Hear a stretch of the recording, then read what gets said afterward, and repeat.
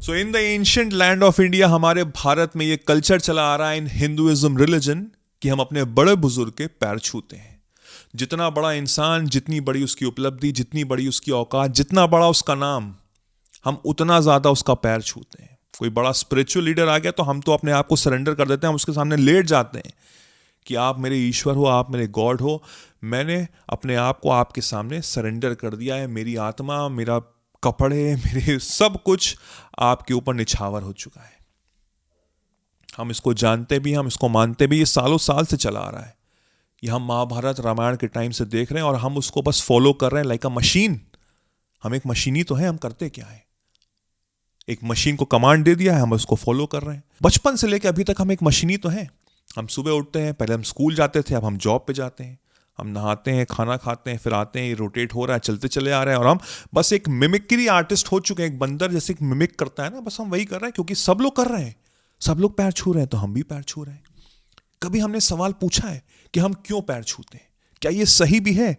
क्या ये गलत तो नहीं है? नहीं, हमने नहीं पूछा। अगर हम पूछेंगे भी किससे, अपने बड़े बुजुर्ग से पूछोगे, उनको जवाब नहीं पता। वो कहेंगे क्योंकि वो बड़े हैं, रिस्पेक्ट दो उनको। मैं क्यों रिस्पेक्ट दूं? सवाल ये उठता है कि मैं क्यों रिस्पेक्ट दूं। फॉर एग्जाम्पल, आपके फादर के एक दोस्त आए आपके घर पे, उनसे आप कभी नहीं मिले। आपके फादर कहते हैं, लो बेटा ये फलाना डिमका है, इनके पैर छुओ। आपने बिना सोचे समझे उनके पैर छू लिए। वो इंसान इस दुनिया का सबसे घटिया इंसान हो सकता है। उसके दिमाग में कचरा हो सकता है भरा हो और दूसरे लोगों को बड़े गलत नजरिए से देखता हो शायद, लेकिन मैं उसके पैर छू रहा हूं। क्यों? क्योंकि वो एल्डर है, मेरे फादर का दोस्त है। क्यों? आज की वीडियो में हम थोड़ा इन डेप्थ जाएंगे, समझेंगे, अपने आप से जानेंगे। मैं चाहता हूं कि आप अपनी आंखें खोलिए और सवाल पूछिए। You need to ask question. Doubt करो हर वो चीज जो आप कर रहे हैं दिनचर्या में, कि मैं क्यों कर रहा हूं, why am I doing this. क्या ये सही है कि गलत है? सालों साल से अगर चला रहा है तो इसका मतलब ये नहीं है कि वो सही ही होगा। हम इसको as per time and situation इसको चेंज कर सकते हैं। तो आज हम समझेंगे कि क्या बाउ डाउन करके पैर छूना सही चीज है कि नहीं है। देखिए, एज पर आयुर्वेदा इतना मुझे समझ में आया कि जो हमारे पैर होते हैं वो प्रेशर पॉइंट होता है। एक ऐसा पॉइंट होता है जो हमारे सारे ऑर्गन्स तक जाता है। इट्स लाइक अ ब्रांच की, जो वो ट्रीज की जो ब्रांचेस होती है ना, कि जो जड़ होती है, जितनी मजबूत जड़ होगी उतना बड़ा पेड़ होगा। तो उसमें सारे पॉइंट्स होते हैं। वो बहुत इंपॉर्टेंट जगह होती है। तो किसी के पैर जब मैं टच कर रहा हूं तो वो नर्वस सिस्टम, वो पॉइंट्स एक्टिवेट हो रहे हैं और वो वाइब्रेशन उनकी बॉडी तक जा रही है और वही वाइब्रेशन मैं वापस ले रहा हूं अपनी तरफ। यानी कि it's a game of vibration. आप इसको माने चाहे ना माने, but this universe revolves around vibration. हम वाइब्रेट कर रहे हैं। अगर कोई भी चीज, अगर मैं अपने हाथ माइक्रोस्कोप के अंदर रखूं तो अंदर एक एनर्जी वाइब्रेट कर रही होती है। So we are a part of vibration. तो एक एनर्जी स्प्रेड हो रही है उस इंसान से मेरी तरफ। अब वो इंसान अगर बहुत अच्छा है, उसके अंदर विजडम भरी हुई है, he is a very great man, pure of heart, pure of mind, pure of soul, most importantly.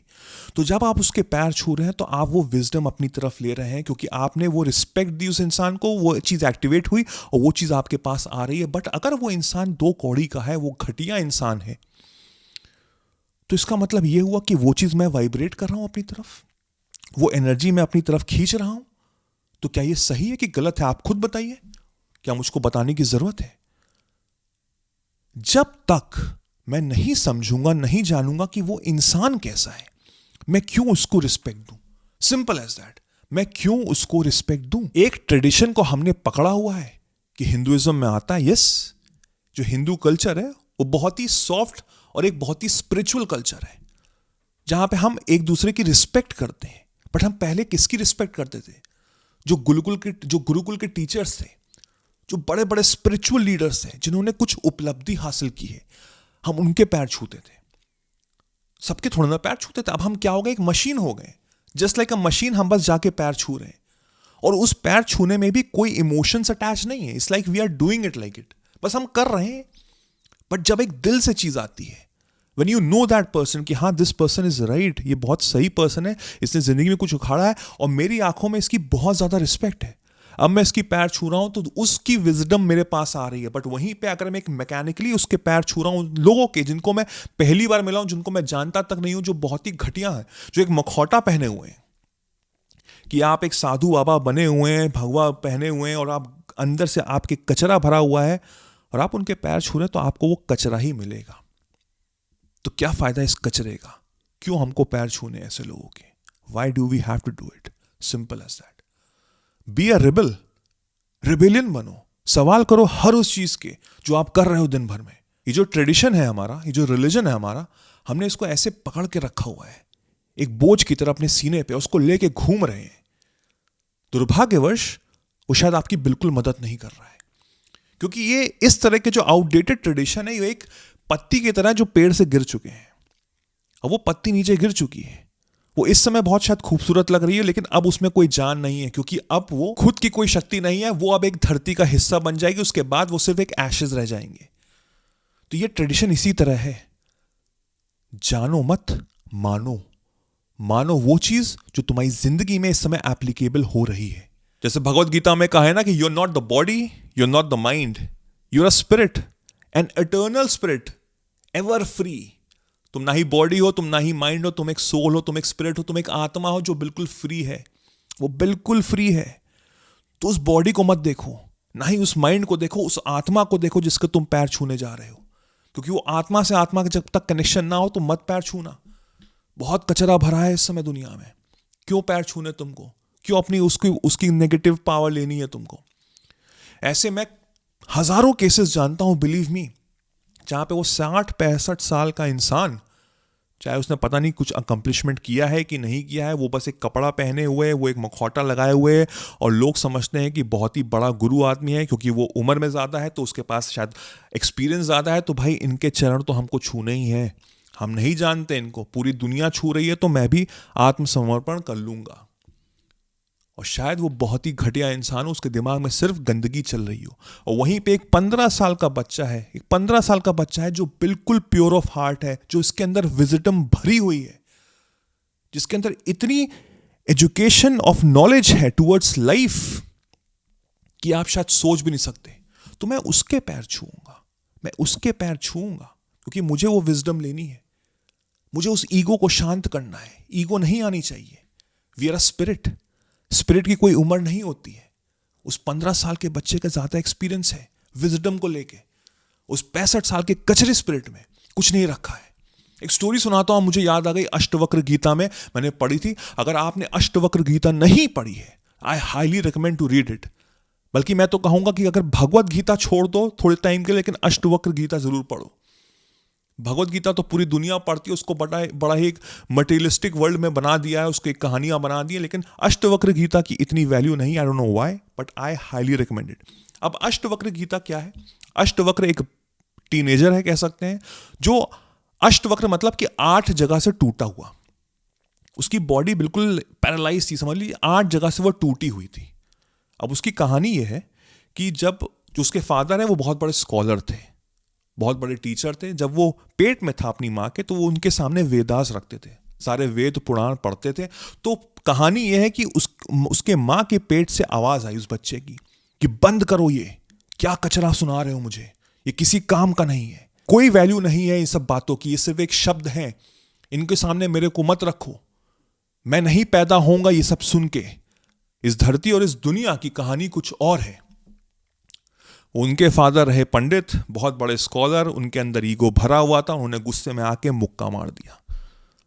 जब उस बच्चे की डिलीवरी हुई तो वो 8 जगह से टूटा हुआ था। उसका नाम तभी रखा था अष्टवक्र। अब वो बच्चा हो चुका है 12 साल का। अब हुआ ये कि जिस जगह पे वो रहता था, वहां के राजा जो जनक थे, उन्होंने एक बहुत बड़ा एक कंपटीशन रखा ऑफ स्पीकिंग, कम्युनिकेशन कंपटीशन रखा अपने टाइम का। तो हर देश के हर कोने से लोग आए, बहुत बड़ी कंपटीशन रखा था। वहां पे जो विनर था उसको प्राइज में 1000 गाय थी, बहुत सारा गोल्ड था। अब खबर ये आई कि आखिरी में 2 पर्सन रह गए थे, एक उसके फादर, अष्टवक्र के फादर, और एक और कोई इंसान। और पता ये लग रहा था कि अष्टवक्र के फादर हार रहे हैं। तो अष्टवक्र जा रहा था उस सभा में, और जब वो सभा में पहुंचा तो जैसे ही उसने एंटर किया, सब हंसने लग गए।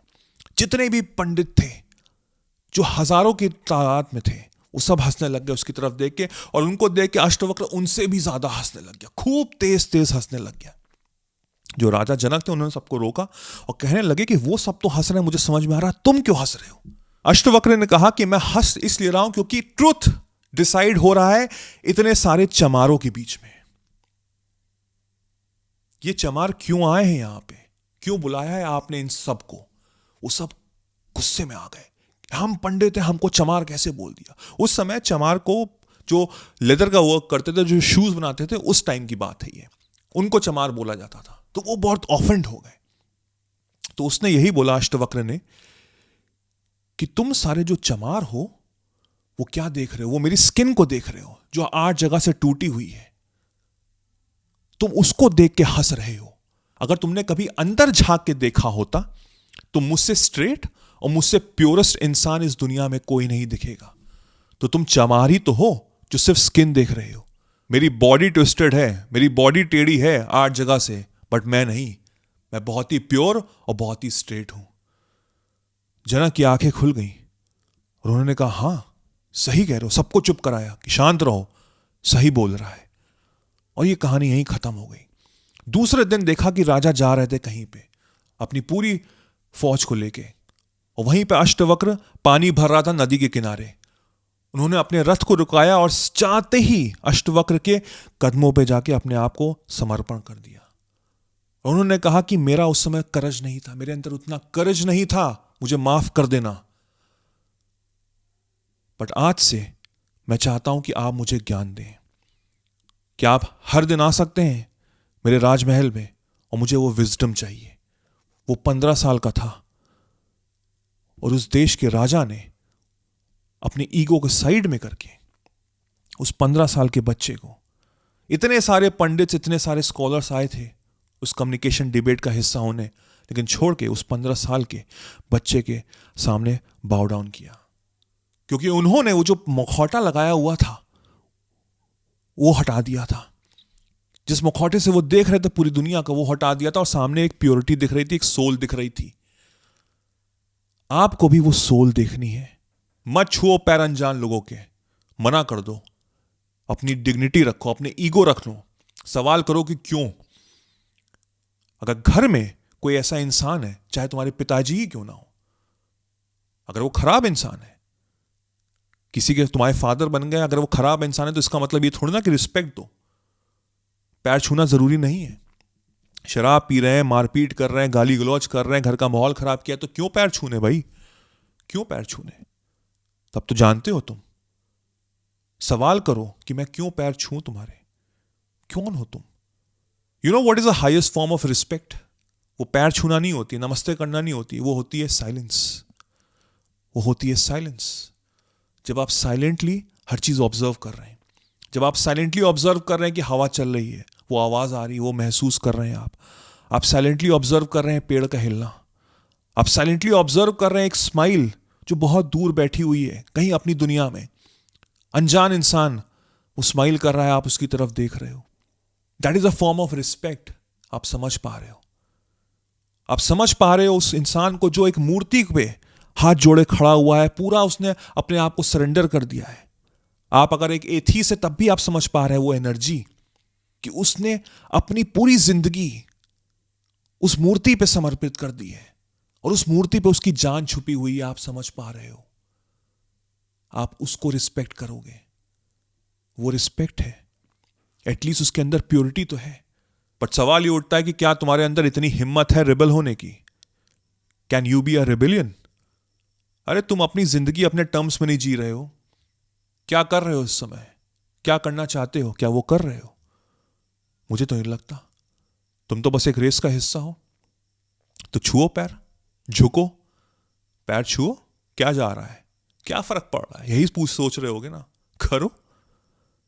Let the world energy evolves around you. Let the world's vibration evolves around you. You become like a person, like all these people out there, जो बिल्कुल कॉमन है, जिनको कुछ नहीं पता उनको क्या करना है, and they do it just like a monkey. They mimic, and you are also doing the same. Sure, Why not? It's your life. You decide.